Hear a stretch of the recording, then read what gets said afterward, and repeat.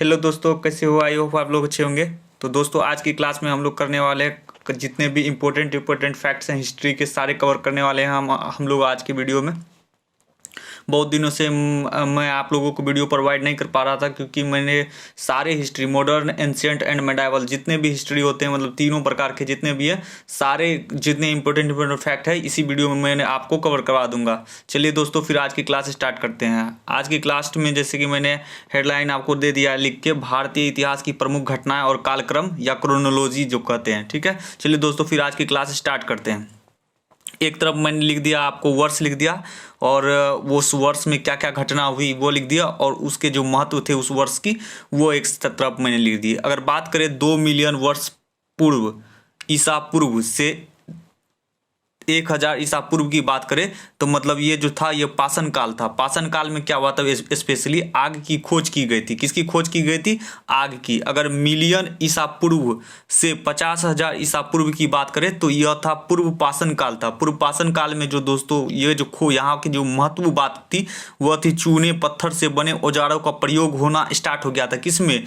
पूर्व पाषाण काल में। अगर बात करें 50,000 ईसा पूर्व से 40,000 ईसा पूर्व की बात करें तो यह मध्य पाषाण काल कहलाता है दोस्तों। अगर मध्य पाषाण काल की बात करें तो इनमें विशेष या छोटे नागपुर पठार और कर्नूल जिले से प्राप्त हुए थे। कहाँ से हुए थे? कर्नूल जिले से प्राप्त हुए थे। और ये 40 ईसा पूर्व से 10,000 ईसा पूर्व में अपार पाषाण काल था। तो मतलब ये तो आपको पाषाण काल थे, और जो इम्पोर्टेंट फैक्ट थे इस पाषाण काल में ये सारे के सारे इम्पोर्टेंट चीज हुए थे। अगर बात करें नेक्स्ट ईयर की, तो नेक्स्ट ईयर है आपके 10,000 ईसा पूर्व। 10 ईसा पूर्व की बात करें जब, तो इसमें मध्य पाषाण काल है दोस्तों। इसमें जो क्या होता है, इसमें शिकारी और चरवाहे सूक्ष्म पाषाण औजारों का प्रयोग करते हैं, सूक्ष्म पाषाण का। ठीक है, अगर बात करें 7,000 ईसा पूर्व की तो नवपाषाण काल है दोस्तों। इसमें जो होता है अनाज का उत्पादन पॉलिश उपकरणों का प्रयोग कहलाता है। मतलब अनाजों का जो होता है ना पॉलिश उपकरण, ये सब का प्रयोग किया जाता है 700 ईसा पूर्व में। अगर बात करें पूर्व हड़प्पा काल 3,000 ईसा पूर्व, तो ताम्रयुग कहलाता था, और इसमें जो प्रथम धातु था तांबे का प्रयोग करना, मतलब ताम्रयुग में ही स्टार्ट हुआ। अगर बात करें 2500 ईसा पूर्व की तो हड़प्पा काल कहलाता है दोस्तों। यह कांस्ययुगीन सभ्यता है और शहरी सभ्यता का विकास यहीं से हुआ। अगर बात करें 1500 ईसा पूर्व से 1000 ईसा पूर्व का, तो यह पूर्व वैदिक काल था, और ऋग्वेद काल का मतलब कि अगर बात करें तो यहीं से स्टार्ट हुई। अगर बात करें 10 ईसा पूर्व से 500 ईसा पूर्व में, तो उत्तर वैदिक काल था दोस्तों। इसमें जो था महाजनपदों के मतलब कि स्थापना के साथ दूसरी शहरों में जो था दोस्तों इसका चरण का विकास हुआ था। ठीक है, चलिए आगे चलते हैं। आगे जब बात करते हैं दोस्तों तो 600 ईसा पूर्व से 325 ईसा पूर्व में यहाँ पे महाजनपद थे, और इसमें जो था 16 राज्यों के साथ विशेष राजतंत्र स्थापित हुआ था इसी मतलब कि एरा में। अगर बात करें 544 ईसा पूर्व से 412 ईसा पूर्व, तो यह जो था दोस्तों यह हर्यक वंश का मतलब शासन हुआ था। कौन से? 544 से 482 में इसमें जो थे महान मतलब कि राजा या मतलब कि जो थे वे बिंबिसार थे, अजातशत्रु थे, उदयन थी। तो हर्यक का वंश का यहाँ पे दोस्तों टाइपिंग एरर है, यहाँ पे इस पे रेफ दे दीजिए, यहाँ पे हर्यक वंश हो जाएगा। ठीक है दोस्तों, अगर बात करें 412 ईसा पूर्व से 412 ईसा पूर्व से और 342 ईसा पूर्व की बात करें तो यह शिशुनाग वंश का शासन था इतना दिन। और शिशुनाग और कालाशोक इसके महान शासक थे। किसको? शिशुनाग वंश कब था? 412 ईस्वी से 342 ईस्वी। अगर बात करें 344 ईसा पूर्व से 323 ईसा पूर्व में, तो नंद वंश था। नंद वंश का अगर बात करें संस्थापक किसने स्थापना किए थे, तो महापद्म नंद ने। अगर बात करें 563 ईसा पूर्व में, तो गौतम बुद्ध का जन्म हुआ था 563 ईस्वी में, और बौद्ध धर्म की स्थापना, ठीक है, इसी में हुई थी। गौतम बुद्ध का जन्म और बौद्ध धर्म का स्थापना। अगर 540 ईसा पूर्व की बात करें तो महावीर का जन्म हुआ था, और जैन धर्म में 24 तीर्थकार थे। कितने तीर्थकार थे? 24। महावीर जो था कैमा था? 24वां महावीर ही था। उसके बाद अगर बात करें 518 ईसा पूर्व में, तो पारसियों का आक्रमण हुआ था 518 ईसा पूर्व में, और इसके जो नेतृत्व करता थे वे कौन थे? डेरियस थे। डेरियस थे। अगर बात करें 483 ईसा पूर्व में होते तब प्रथम बुद्ध परिषद हुआ था, जो कि कहाँ पे हुआ था, राजगीर में हुआ था मेरे दोस्तों। अगर बात करें 483 ईसा में तो द्वितीय बुद्ध परिषद हुआ था, द्वितीय। पहला कहाँ पे हुआ था, मतलब अगर बात करेगा प्रथम बौद्ध सभा अगर बात करेगा तो राजगीर, द्वितीय में बात करेगा तो वैशाली में हुआ था दोस्तों, ठीक है। चलिए नेक्स्ट करते हैं। अगर बात करें 326 ईसा पूर्व में मैसेडोनिया आक्रमण किया था, और यह जो है ग्रीक और भारत के मध्य सीधा संपर्क किया था, ग्रीक और भारत के सीधा संपर्क हुआ था। अगर 250 ईसा पूर्व की बात करें तो तृतीय बौद्ध सभा कहाँ हुआ था, पाटलिपुत्र में हुआ था दोस्तों।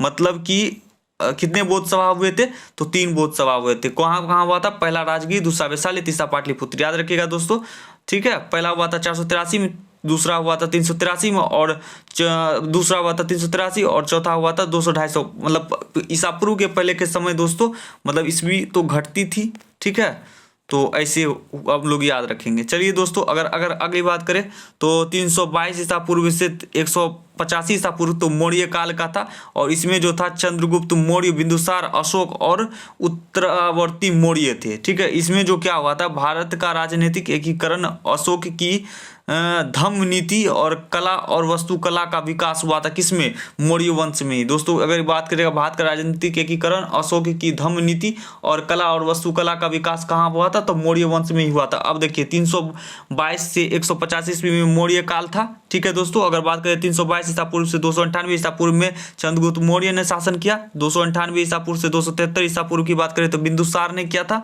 उसके बाद अगर बात करें 273 ईसा पूर्व से 222 ईसा पूर्व तो ये अशोक ने किया था, और 232 ईसा पूर्व से 185 ईसा पूर्व कौन किया था, तो ये क्या था, आपके उत्तरवर्ती मौर्य ने किया था। थोड़ा सा ब्रश की मुंह थोड़ी पतली कर लेते हैं दोस्तों, ठीक है।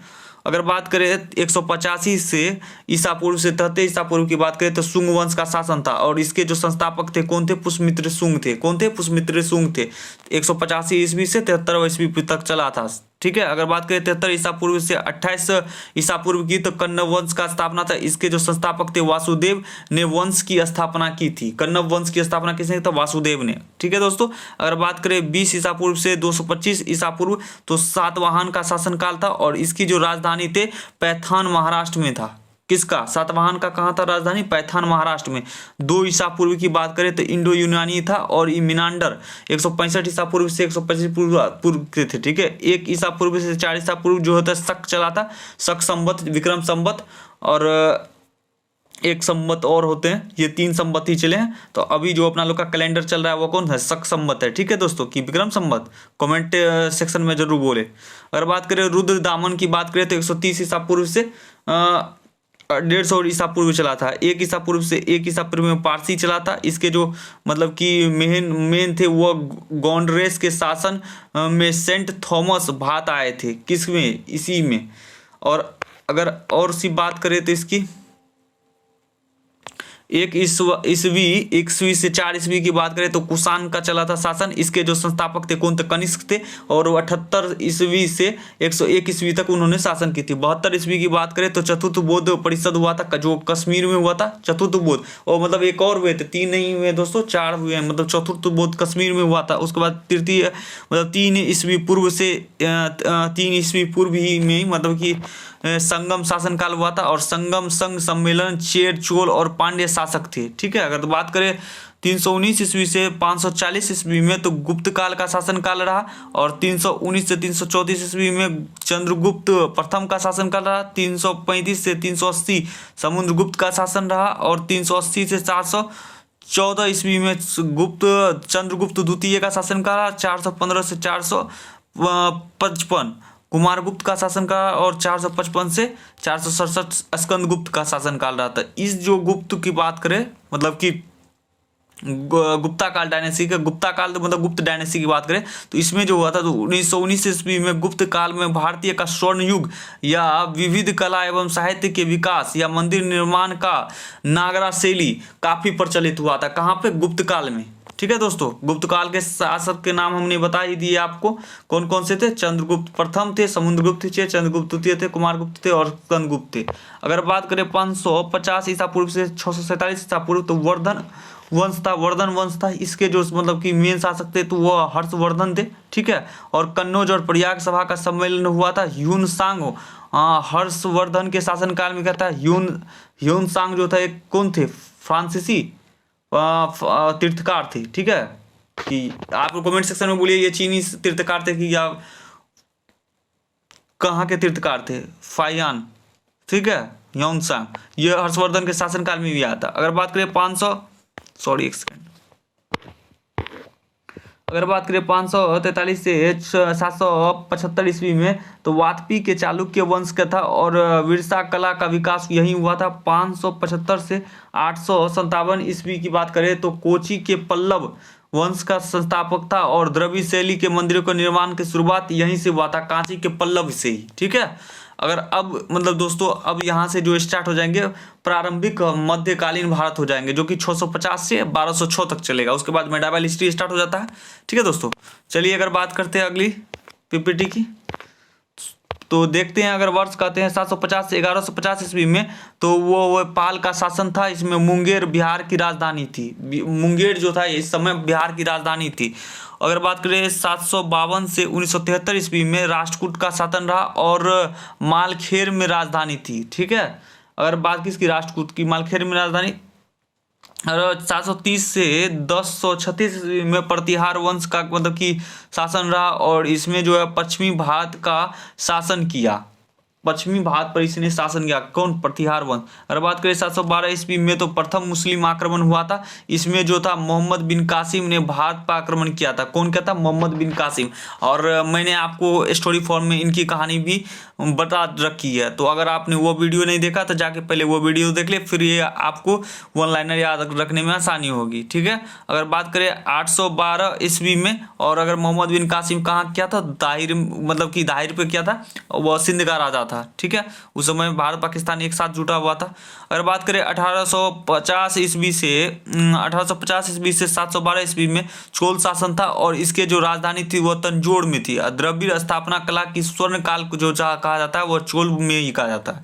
अगर अगली बात करें 1998 से 230 ईस्वी में, तो प्रथम तुर्की आक्रमण हुआ था, गजनी के मोहम्मद ने किया था, मोहम्मद गजनी ने किया था। अगर 1175 से 1206 की बात करें तो द्वितीय तुर्की आक्रमण हुआ था, जो कि गौरी के मोहम्मद ने किया था, ठीक है, मोहम्मद ने किया था। उसके बाद अगला आ गया कौन सा, 1178 से 1192 ईस्वी में पृथ्वीराज चौहान मोहम्मद गौरी के मध्य 1191 में तराइन का प्रथम युद्ध हुआ था, उसमें कौन जीता था, पृथ्वीराज चौहान। और 1192 में तराइन का द्वितीय युद्ध हुआ था, उसमें कौन जीता था, मोहम्मद गौरी।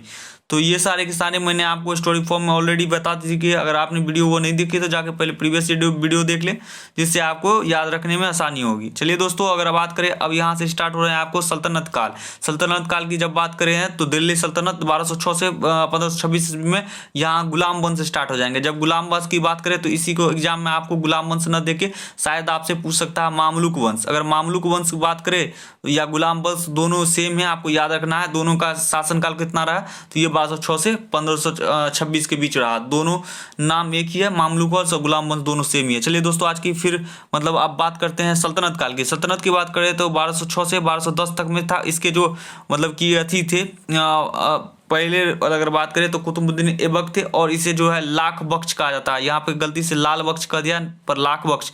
क्यों लाख बख्श कहा जाता है, क्योंकि ये हजारों करोड़ों रुपये ऐसे ही दान कर देते, इसीलिए लाख बख्श कहा जाता था। ये जो है कुतुब मीनार की नींव रखी और कुतुब मीनार की नींव किसके याद में रखी गई है, तो कुतुबुद्दीन काकी के नाम पे रखी है। और यह इन्होंने एक और रिनोवेट कर मतलब इन्होंने एक और किला बनवाया जो कि है मोइनुद्दीन चिश्ती के नाम पे दरगाह बनाया अजमेर में। ये भी आप याद रखिएगा दोस्तों। अगर बात करें 1211 से 1236 ईस्वी में तो समउद्दीन इल्तुतमिश का शासनकाल था और ये जो उन्होंने दिल्ली में शासन किया। अगर बात करें 1236 से 1226 ईस्वी में रजिया सुल्तान भारत पर शासन करने वाली पहली और एकमात्र मुस्लिम शासिका है। ये फैक्ट याद रखिएगा दोस्तों आप, काफ़ी इंपॉर्टेंट है रजिया सुल्तान के बारे में। इनके शासनकाल 1236 से और 1240 ईस्वी 1240 से 1266 ईस्वी में कमजोर उत्तराधिकारी था, मतलब कि कोई ऐसा मतलब कि ऐसा मतलब कि कोई मतलब कि प्रतिभाशाली उत्तराधिकारी नहीं रहा। और चंगेज खां मतलब कि इसी में चंगेज खां कभी कभी बलच जो बार बार आके मार देता था मतलब ढेर सारे राजाओं को। ठीक है, अगर बात करें अगर 1266 से 1287 ईस्वी में तो गयासुद्दीन बलबन बन गया। तो इसी बीच में जो दोस्तों इल्तुतमिश ने क्या किया था कि वो चहलगानी बनाया था 40 चालीसा। तो 40 चालीसा में जो है गयासुद्दीन जो है जैसे ही 40 चालीसा में एक गयासुद्दीन बलबन भी था और ये जैसे राजा बना तो वो 40 गन को मरवा दिया था। ठीक है, तो चहलगानी पूछ देगा क्या किसने बनवाया था तो बोलिएगा दोस्तों आप इल्तुतमिश ने बनवाया था। दीवान ए अर्ज की स्थापना भी कौन किया था? गयासुद्दीन तलबर ने किया था। पाइबोस और डिवोर्स की बात करें तो वो भी गयासुद्दीन बलबन ही लाए थे। ये सारे के सारे भी फैक्ट आप लोग दोस्तों याद रखिएगा। अगर बात करें 1290 से 1296 ईस्वी में जलालुद्दीन खिलजी ने खिलजी डायनेस्टी यहाँ से दोस्तों आपको यहाँ स्टार्ट हो जाएंगे। अगर 1290 से 1296 में जलालुद्दीन खिलजी ने थे और खिलजी वंश के संस्थापक इसे कहा जाता है जलालुद्दीन खिलजी को। अगर बात करें 1296 से 1306 ईस्वी में अलाउद्दीन खिलजी थे और कई प्रशासनिक सुधार किए और दाग और चेहरा पद्धति की शुरुआत भी जो है अलाउद्दीन खिलजी में ही हुआ था। अगर बात करेगा कि किसने सेना बनाया पहली बात तो अलाउद्दीन खिलजी थे जो सेना को सैलरी और उसके एक जैसे पोशाक दिए थे। अगर बात करें यहाँ से आपके दोस्तों अब तुगलक डायनेस्टी हो जाएगा दोस्तों। मैंने इस सारे हिस्ट्री के निचोड़ को यहाँ पे कवर कराने की कोशिश की है। ठीक है दोस्तों, इसीलिए जो जो इंपॉर्टेंट आ सकता है बस मैंने उनको लिए और सब और अदर जितने भी मतलब कि एग्जाम पॉइंट ऑफ से जो भी इंपॉर्टेंट नहीं थे उनको स्किप कर डाला। उसके बाद अगर बात करें तुगलक डायनेस्टी की तो ये 1720 से 1320 से 1325 ईस्वी में गयासुद्दीन तुगलक इसके मतलब संस्थापक थे। तो आप लोग याद रखिएगा। चलिए दोस्तों अब तुगलक डायनेस्टी के अदर शासक के इंपॉर्टेंट शासक के बारे में हम लोग कवर मतलब बात करते हैं। चलिए अगर अगले शासक की बात करें तो तुगलक डायनेस्टी की तो वो थे आपके 1325 से 1351 ईस्वी में मोहम्मद बिन तुगलक थे। इन्होंने जो है प्रशासनिक सुधार लेकर आए और कई महत्वाकांक्षी परियोजना को लागू किया। कौन? मोहम्मद बिन तुगलक। ठीक है, और अगर बात करें 1351 से 1388 में फिरोज शाह तुगलक आए महान शहरों की स्थापना की। अगर बात करें 1398 से 1399 ईस्वी की तो तैमूर आक्रमण हुआ। चंगेज खां एवं वंशज तैमूर ने मोहम्मद शाह तुगलक की शासनकाल पर आक्रमण किया था। अगर पूछ देगा चंगेज खां और वंशज तैमूर ने मोहम्मद शाह के तुगलक शाह के किसके शासनकाल में हुआ था? तो तैमूर के शासनकाल में किया था। अगर यहाँ से दोस्तों हम लोग याद कर लेते हैं सैयद डायनेस्टी। वैसे सैयद डायनेस्टी लोग दोस्तों का मतलब कि उसमें कुछ ऐसा काम नहीं हुआ इसीलिए इसको आप लोग स्किप कर लीजिए। सिर्फ सैयद डायनेस्टी कब से कब चला ये काफ़ी इंपॉर्टेंट था। तो दोस्तों आपने यह जान लीजिए कि सैयद डायनेस्टी जो है 1414 से 1451 ईस्वी में चला। इसमें कोई ऐसा काम ही नहीं हुआ दोस्तों जो एग्जाम पॉइंट ऑफ व्यू से काफ़ी इंपॉर्टेंट बने। इसीलिए मैंने इनको सिर्फ सैयद डायनेस्टी के जो शासनकाल पीरियड रहे उनको मैंने लिया और बाकी बात सारे को स्किप कर डाला। अगर बात करें सैयद डायनेस्टी 1414 से 1451। अभी दोस्तों हम लोग करने वाले हैं किसके? तो लोधी डायनेस्टी। लोधी डायनेस्टी की जब बात करते हैं तो ये चाह 1451 से 1526 ईस्वी में। 1526 के बाद दोस्तों हम लोग जानते हैं जैसे कि बाबर आ गया था। तो 1526 में लोधी डायनेस्टी की जब बात करें तो लोधी डायनेस्टी में क्या हुआ था? इनके जो फाउंडर थे कौन थे? बहलोल लोधी थे। इनका शासनकाल 1451 से 1488 ईस्वी में हुआ था और इसके लोधी वंश का स्थापना ये बहलोल लोधी ने किया था। अगर बात करें 1489 ईस्वी से 1517 ईस्वी में सिकंदर लोधी का शासनकाल था और आगरा शहर की स्थापना जो है सिकंदर लोधी ने ही की थी। दोस्तों ये याद रखिएगा आप। 1517 से 1526 ईस्वी में इब्राहिम लोधी शासनकाल था और पानीपत के प्रथम युद्ध में इब्राहिम लोधी को पराजित किया था। कौन? बाबर ने किया था। दोस्तों याद रखिएगा बाबर ने पराजय किया और यहाँ पे किसका शासनकाल किसका अथी बना दिया? बाबर ने पराजय किया और मतलब कि यहाँ पे जो है मुगल अंपायर का स्थापना कर दिया। लेकिन इसी बीच में दोस्तों ये जो है उधर विजयनगर साम्राज्य का भी बहमनी मतलब कि राज्य का भी उदय हो रहा था। तो पहले हम लोग कर लेते हैं अभी विजयनगर साम्राज्य के बारे में, उसके बाद फिर मुगल अंपायर के बारे में हम लोग जानेंगे। अगर बात करें दोस्तों विजयनगर राज्य की तो 1313 ईस्वी में 1313 से 1314 ईस्वी में संगम वंश का शासन था और हरिहर एवं बुक्का द्वारा स्थापना किया गया था संगम वंश का। याद रखिएगा दोस्तों संगम वंश का कौन किया था? हरिहर एवं बुक्का ने। अगर 1485 से 1505 ईस्वी की बात करें तो सुल्लभ वंश का शासन था। इसके जो सुल्लभ नरसिंह ने इसके संस्थापक थे। कौन? सुल्लभ नरसिंह ने। अगर 1505 से 1570 की बात करें तो तुल्लभ वंश था और तुल्लभ वंश के थे वीर नरसिम्हा इनके संस्थापक थे दोस्तों। अगर बात करें अगली अगली बात जब हम करते हैं, अगली बात करते हैं 1509 से 1529 ईस्वी में कृष्णदेव राय मतलब के इनके संस्थापक थे, मतलब कृष्णदेव राय का शासनकाल था। और बाबर के समकालीन एक प्रतिभाशाली विद्वान जो व्यक्ति था वह कृष्णदेव राय थे। अगर बात करें 1570 से 1605 ईस्वी की बात करें तो अराडू वंश का स्थापना था और तिरमुल द्वारा स्थापित किया गया था। अराडू वंश की बात दोस्तों अगर करें तो तिरमुल द्वारा स्थापित किया गया था। यहाँ से दोस्तों हम लोग अब पढ़ने वाले हैं बहमानी राज्य। बहमानी राज्य की जब बात करते हैं हम दोस्तों तो 1347 से 1358 ईस्वी में अलाउद्दीन हसन बहमन शाह का शासनकाल था, जो कि गुलबर्गा के बहमानी राज्य की स्थापना की थी। गुलबर्गा की बहमानी राज्य की स्थापना 1397 से 1422 ईस्वी में ताज उदयदीन फिरोज शाह का शासनकाल था। और अगर बात करें 1422 से 1435 में अहमद शाह वली का शासनकाल था। दोस्तों अब मतलब हम लोग करने वाले हैं मुगल अंपायर। जब मुगल अंपायर की बात करें तो मुगल साम्राज्य की बात करें तो 1526 से 1530 ईस्वी में कौन किया? बाबर। अब बाबर ने 1526 में किसको हरा के अपना मुगल साम्राज्य का स्थापना किया था? तो इब्राहिम लोदी को। जैसे लोदी डायनेस्टी के अंतिम शासक इब्राहिम लोदी को हराया पानीपत के प्रथम युद्ध में। कब हुआ था? तो ये हुआ था युद्ध आपको पानीपत का प्रथम 1526 ईस्वी में, दोस्तों याद रखिएगा। चलिए दोस्तों अगर अब अगले मतलब कि इनके शासक जो है उनको पढ़ते हैं। स्थापना किया था। अगर बात करें 1530 से 1540 ईस्वी में हुमायूं का शासनकाल था। तो हुमायूं जो है 2 बार शासन किया, क्योंकि एक बार शेरशाह सूरी ने इसको पराजित कर दिया था। कब? 1540 ईस्वी में, और इसको भगा दिया गया था। ठीक है, उसके बाद फिर हुमायूं आया 1555 ईस्वी में, फिर शेरशाह सूरी को हराया। और फिर शेरशाह सूरी को तो ये हरा नहीं पाया। जब शेरशाह सूरी मर गया, इसके बेटा शासन में आया, तब हुमायूं आया, फिर उसके बेटे को हरा दिया। ठीक है, तो इसी तरह इसका पीरियड जो है 2 टाइम में वो बैठ गया। कौन कौन? पहला 1530 से 1540 10 साल एक मतलब कि एक बार में किया। उसके बाद शेरशाह कुछ देर शेरशाह सूरी ने गद्दी संभाली। उसके बाद 1555 से 1556 ईस्वी में 1 साल किया। उसके बाद इसकी मृत्यु ही हो गई। उसके बाद तो इनके बेटे ने गद्दी संभाली। अगर बात करें फिर 1540 से 1555 ईस्वी में सूर साम्राज्य की स्थापना हुई थी, क्योंकि शेरशाह सूरी ने हरा दिया था इसी बीच के पीरियड में। और अगर बात करें तो फिर शेरशाह सूरी ने हराया और 1540 ईस्वी से 1545 ईस्वी तक शासन किया। अगर बात करें 1556 ईस्वी में तो पानीपत की दूसरी लड़ाई हुई। अकबर ने हेमू को हराया, अकबर ने हेमू को हरा दिया।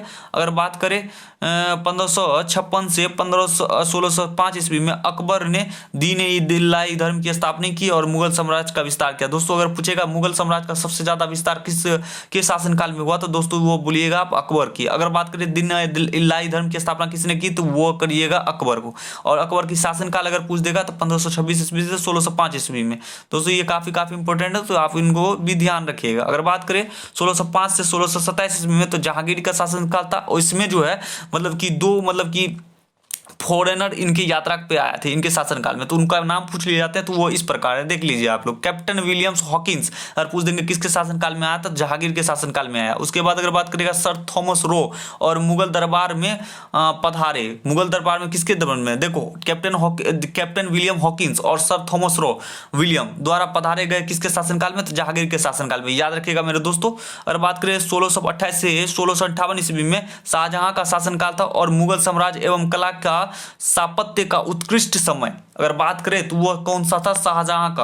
अगर बात करें 1658 से 1707 ईस्वी में औरंगजेब का शासनकाल था। मुगल साम्राज्य के पतन की शुरुआत जो हुआ था औरंगजेब के हाथ में जैसे ही सत्ता आई, स्टार्ट हो गई पतन का। ठीक है, मुगल अंपायर की। अगर बात करें 1707 से 1807 ईस्वी में उत्तरवर्ती मुगल शासक थे। औरंगजेब के ताकतवर बनने के साथ ही मुगल साम्राज्य में फूट पड़ गई। ठीक है, चलिए दोस्तों अब हम लोग यहाँ से स्टार्ट करने वाले कौन से? तो मराठा राज्य और मराठा संघ के बारे में पढ़ने हैं। अगर बात करें मराठा राज्य की 1674 से 1720 ईस्वी में, 1677 से 1620 ईस्वी में शिवाजी का शासनकाल था। और शिवाजी की बात करें तो औरंगजेब के समकालीन और दक्कन में मुगलों के सबसे बड़ी चुनौतीदार अगर कोई थे तो वो शिवाजी थे दोस्तों। ठीक है, अगर बात करें 1680 से 1689 ईस्वी में संभाजी का शासनकाल था।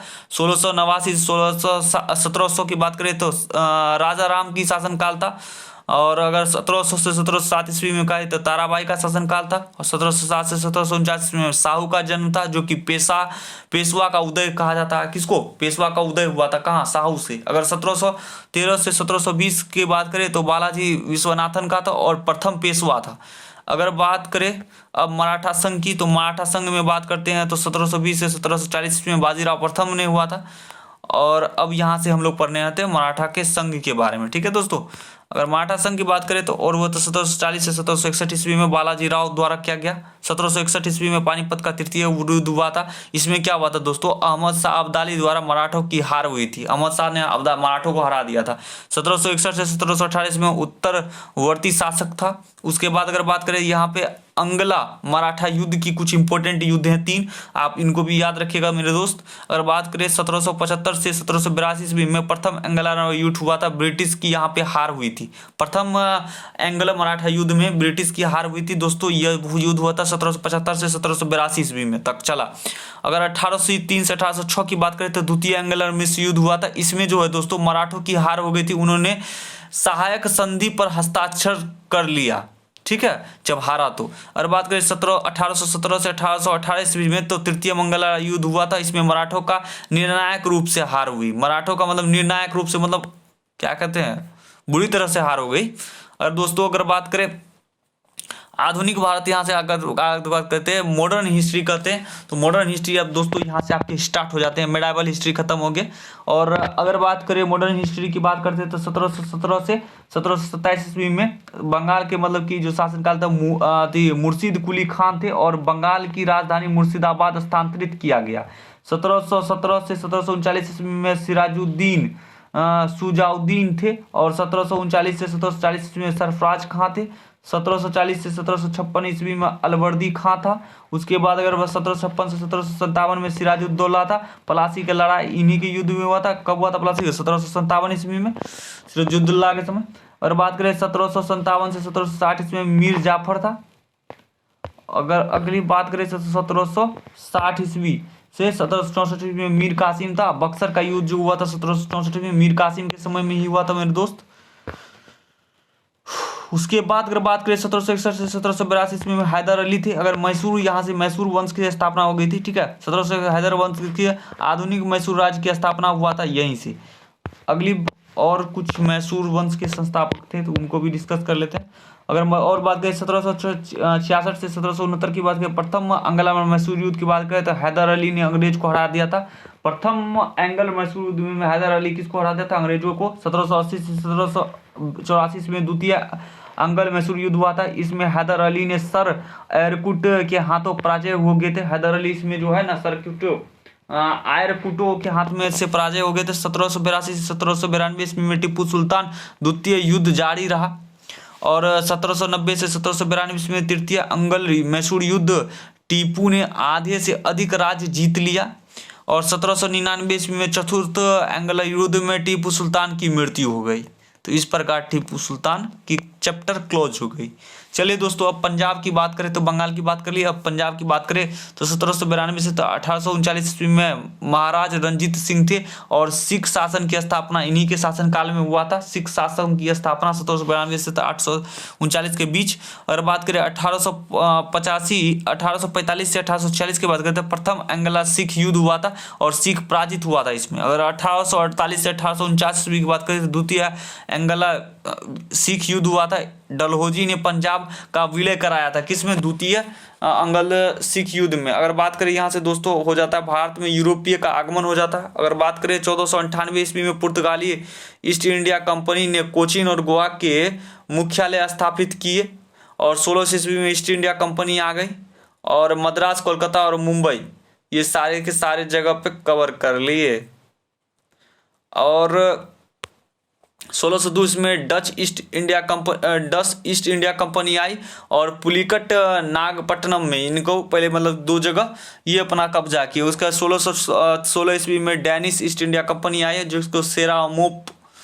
और उसके बाद अगर बात करें 1664 ईस्वी में फ्रेंच ईस्ट इंडिया कंपनी आई पांडुचेरी में। अगर अब बात करें कर्नाटक युद्ध की बात करें तो कर्नाटक युद्ध में भी कुछ इंपॉर्टेंट युद्ध हैं तो उनको भी देख लेते हैं। 1746 से 1748 तक में दोस्तों प्रथम एंग्लो मैसूर युद्ध हुआ था। यह होता है एक्स-ला-चापल की संधि। ठीक है, एक्स-ला-चापल की संधि अगर बात करें दोस्तों तो प्रथम एंग्लो फ्रांस युद्ध में हुआ था 1746 से 48 में। 1749 से 1724 में द्वितीय एंग्लो फ्रांस युद्ध हुआ था। यह पांडुचेरी की संधि हुआ था इसमें। अगर 1758 से 1763 की बात करें तो तृतीय एंग्लो युद्ध हुआ था, पेरिस की संधि इसी में हुआ था।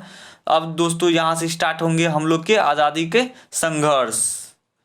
अगर बात करें 1757 ईस्वी में प्रथम भारतीय स्वतंत्रता संग्राम, 1857 का विद्रोह जिसके नाम से जाना जाता है, सामाजिक धार्मिक एवं आर्थिक कारणों के कारण हुआ था कौन? स्वतंत्रता संग्राम।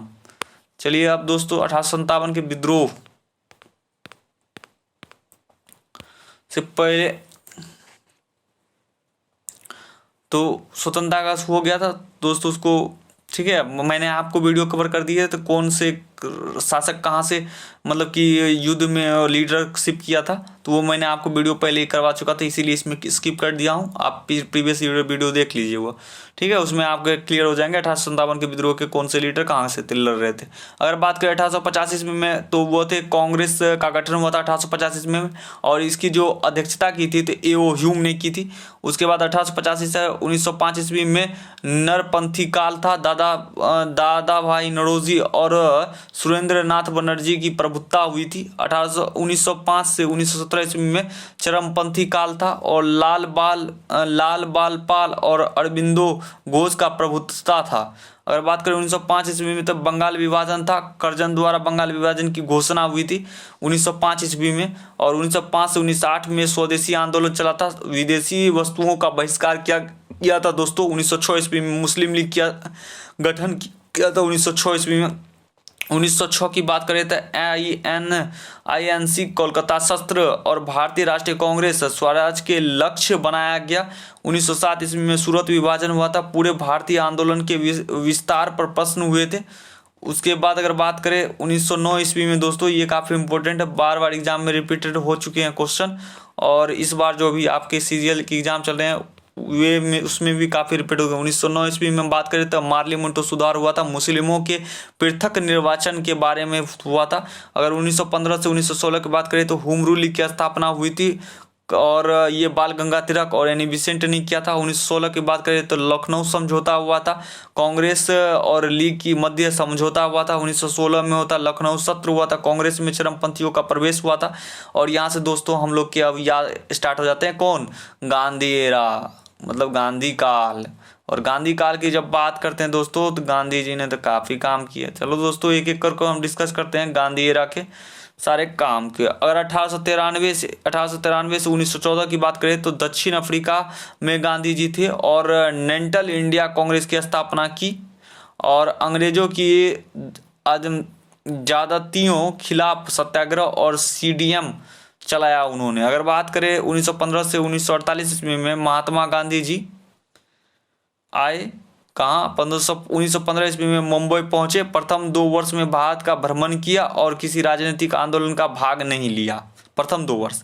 और 1917 में चंपारण अभ्यारण्य किया और नील की खेती के किसानों के समर्थन में चंपारण हुआ था 1917 में। उसके बाद 18 में हुआ था अहमदाबाद, यहाँ भूख हड़ताल किया गया। कौन? 18 में। और 1918 ईस्वी में खेरा आंदोलन हुआ था, प्रथम असहयोग आंदोलन जिसे कहा था। खेरा का युद्ध कब हुआ था? 1918। और 1919 में रोलेक्ट एक्ट आया था, और रोलेक्ट एक्ट जालियांवाला हत्याकांड नरसिंहा के खिलाफ आया था दोस्तों, ठीक है।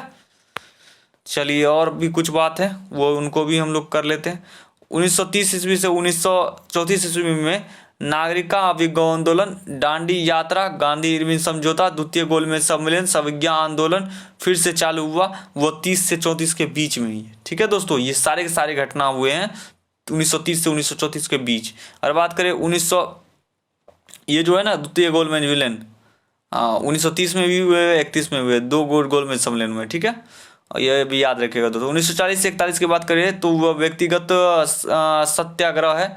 और 1942 में भारत छोड़ो आंदोलन, करो या मरो का नारा दिया था इसी में, ठीक है। जब भारत छोड़ो आंदोलन करो मरो 1942 में। अब बात करते हैं हम लोग इस काल के दौरान प्रमुख घटनाएं की, जो इंसिडेंट थे वे सारे के सारे हम लोग कवर करने वाले हैं अब इसमें। 1919 की बात करें तो रोलेक्ट एक्ट आया था, गांधी जी ने रोलेक्ट सत्याग्रह का आह्वान किया, ठीक है। 1919 में जालियांवाला नरसंहार होता था जिसमें जनरल डायर ने ढेर सारे आदमी को निहत्थे हाथ को भुजरी उड़ा दिया गन से, ठीक है। 1920 से 1922 में खिलाफत और असहयोग आंदोलन हुआ था, उसके हिंदू मुस्लिम एकता हुई थी असहयोग आंदोलन में। 1922 ईस्वी में चौरी चौरा कांड हो गई थी जिसके कारण गांधी जी को असहयोग आंदोलन रोकना पड़ गया, ठीक है। गांधी जी ने NCM वापस ले लिया इसी के कारण, और असहयोग आंदोलन रुक गया। अगर बात करें 1923 ईस्वी में कांग्रेस खिलाफत राजस्व दिवस की बात करें तो विधायक परिषद में प्रवेश। 1927 ईस्वी में साइमन कमीशन, 1919 में अधिनियम की समीक्षा करने के लिए सभी श्वेत कमीशन को भेजा गया, साइमन कमीशन 1927। और 1928 में बात करें तो नेहरू समिति की रिपोर्ट, 1928 में नेहरू समिति की रिपोर्ट संविधान के सदस्यत्व तय करने के लिए। और 1929 में जिन्ना के 14 सूत्र, 1929 ईस्वी में लाहौर सत्र, पूर्ण स्वराज की मांग। और 1930 ईस्वी में नागरिक अवज्ञा आंदोलन, डांडी यात्रा। अगर बात करेगा डांडी यात्रा और नागरिक अवज्ञा आंदोलन या लाहौर सत्र या पूर्ण स्वराज 1929-1930 में। 1931 की बात करें तो गांधी इरविन समझौता, गांधी जी ने द्वितीय सम्मेलन में भाग लिया 1931। 30 में प्रथम गोलमेज सम्मेलन हुआ था दोस्तों, याद रखिए। 31 की बात करें तो लंदन में दूसरा गोलमेज सम्मेलन आयोजित हुआ था। 1932 ईस्वी में सांप्रदायिक पंचतंत्र था और 1932 ईस्वी में पूना समझौता हुआ था। 1932 में दोस्तों क्या हुआ था? पूना समझौता। चलिए दोस्तों, आई थिंक ये लास्ट पीपीटी है हम लोग की। इसके बाद सारे के सारे जितनी भी हिस्ट्री थी आई थिंक आप लोगों को पूरा कवर हो चुका है। 1935 की बात करें तो भारतीय सरकार अधिनियम और अंतरिम राजस्व थे। 1937 की बात करें कांग्रेस का 18 महीने तक शासन हुआ था। और 1939 से 45 द्वितीय विश्व युद्ध की शुरुआत हुई थी। 1939 में कांग्रेस मंत्री ने इस्तीफा दिया था। 1940 में अस्तित्व प्रस्ताव या लिंथिंगो ने विश्व युद्ध में भारत से सहायता करने के लिए आग्रह किया। 1941 ईस्वी में व्यक्तिगत सत्याग्रह। 1942 में क्रिप्स मिशन आया था और 1942 में भारत छोड़ो आंदोलन। ठीक है, तो क्रिप्स मिशन और भारत छोड़ो आंदोलन 1942 में हुआ था दोस्तों, ये याद रखिएगा आप। और अगर बात करें 1943 की तो वो गांधी जी का 21 दिन का उपवास रखा था 1943 ईस्वी में। 1944 में CR सूत्र जारी था। 1945 में होता वेवेल योजना और शिमला समझौता 1945 में ईस्वी में हुआ था। 1945 में से INA मुकदमा भी हुआ था। 1946 में INA रेटिंग विद्रोह भी हुआ था। 1946 में कैबिनेट मिशन योजना भी आई थी। 1946 में अंतरिम सरकार का गठन भी हुआ था 1946 ईस्वी में। 1946 में संविधान सभा का गठन भी हुआ था 1946। 1947 में एटली की घोषणा भी हुई थी। और 1947 ईस्वी में माउंटबेटन योजना भी आया था। 1947 में माउंटबेटन योजना भी आया था। और 1947 में भारतीय स्वतंत्रता अधिनियम 1947 में हुआ था। और एट द एंड आप लोगों को शुभकामनाएं आपके आने वाले एग्जामिनेशन के लिए। आई होप आप लोगों को वीडियो पसंद आई होगी। अगर वीडियो पसंद आई होगी तो लाइक शेयर एंड सब्सक्राइब करना न भूलें। धन्यवाद।